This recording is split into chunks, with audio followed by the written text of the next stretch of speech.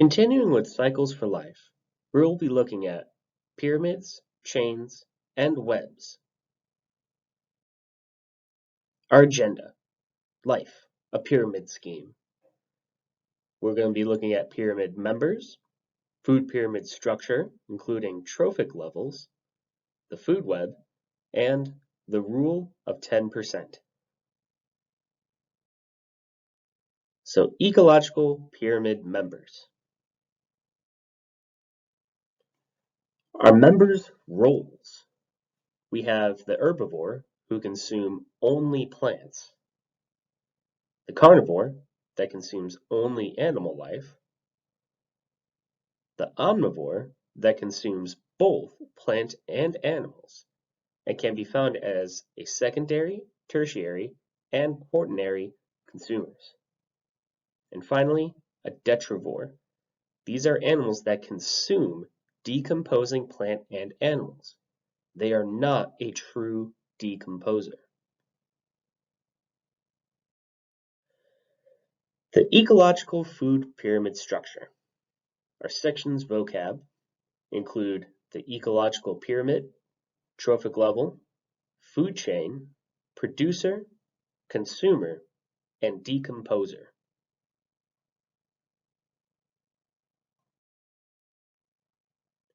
The foundation of trophic levels. Food chains are seen by moving up the pyramid.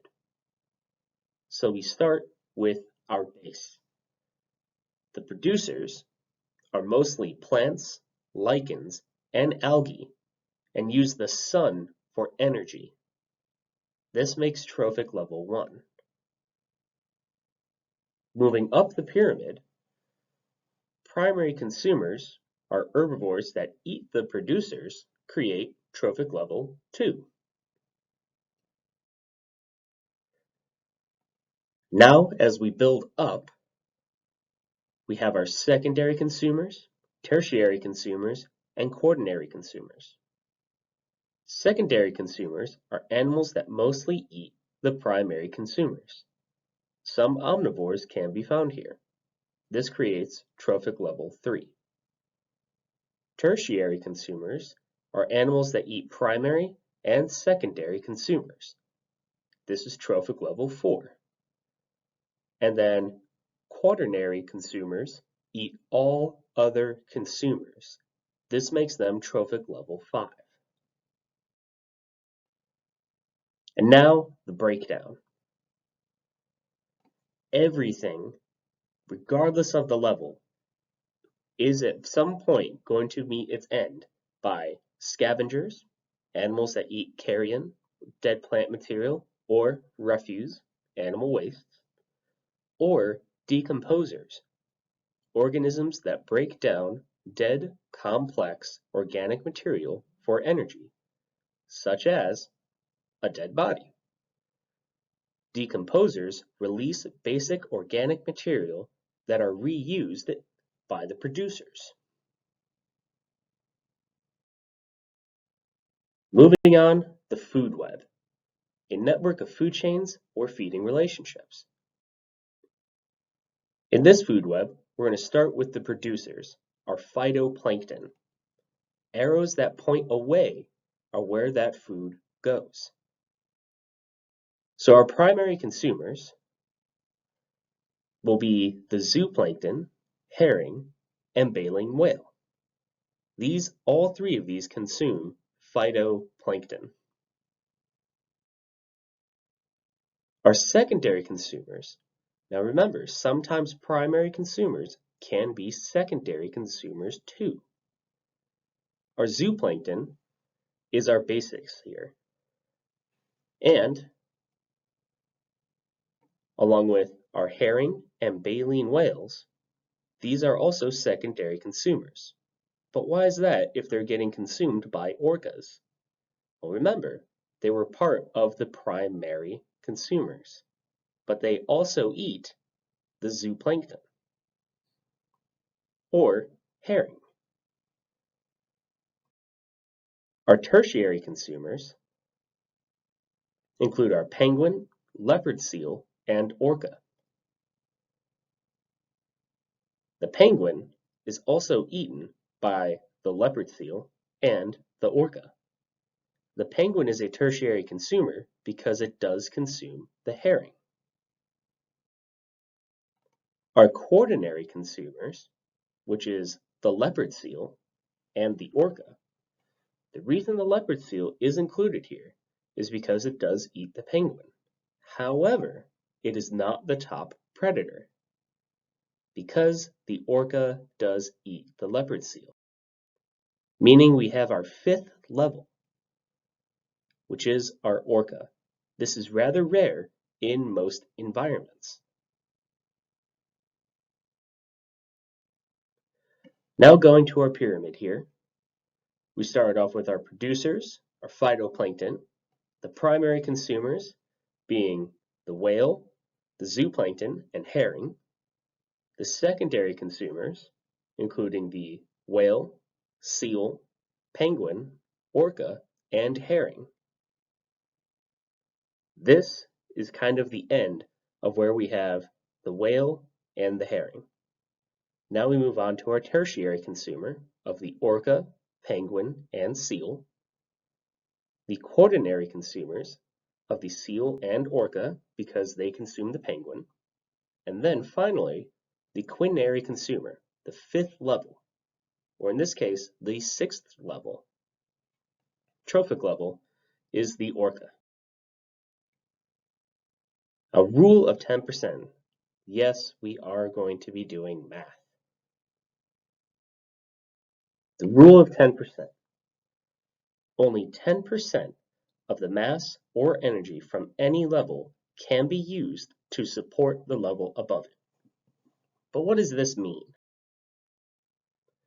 Well, the sun goes to our producers. They are getting their energy.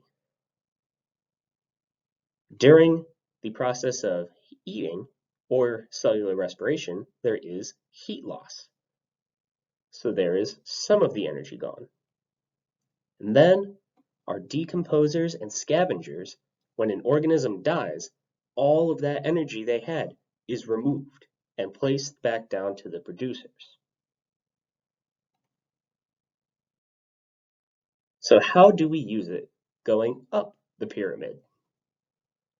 Before we go, it's important to know that kcal equals kilocalories, and that is a unit of energy of 1,000 calories.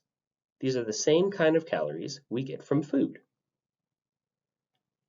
So producers had 1 million kilocalories of energy. How much could be used by the primary consumers? Well, the primary consumers is 0.1 or 10% of the producer's energy. So 0.1 times 1 million gets us to 100,000 kilocalories. And that is going to be the amount of energy primary consumers can use.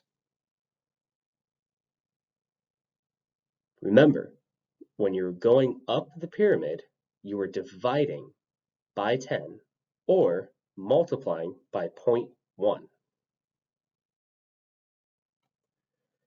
So how to use it? Each level has less and less energy available. If we use the 1 million kilocalories from last slide, then our quaternary consumers only have 100 kilocalories available from the previous level, which is insane. Meaning everything as we go up is divided by 10% every time. So now how do we use it when going down trophic levels? Let's say our quaternary consumer had a mass of 200 kilograms. What is the smallest combined mass of tertiary consumers that would be required to support it? Well, 200 kilograms is 10% of the minimum tertiary consumer's mass. So 200 kilograms equals 0.1 times the minimum tertiary consumer's mass. Well, if we divide something by a decimal, such as 200 kilograms divided by 0.1, that is going to move our decimal point of the kilograms to the right one, making it 2,000 kilograms as the minimum tertiary consumer's mass. So now we are multiplying by 10 on our way down. So using our 200 kilocalories from the quaternary consumers, then the producers would have a 2 million kilograms of mass. This is how we are able to use this going down the pyramid by multiplying and going down each level by 10. That is the most important part. When you're going up, you're dividing by 10. When you're going down, you're multiplying by 10.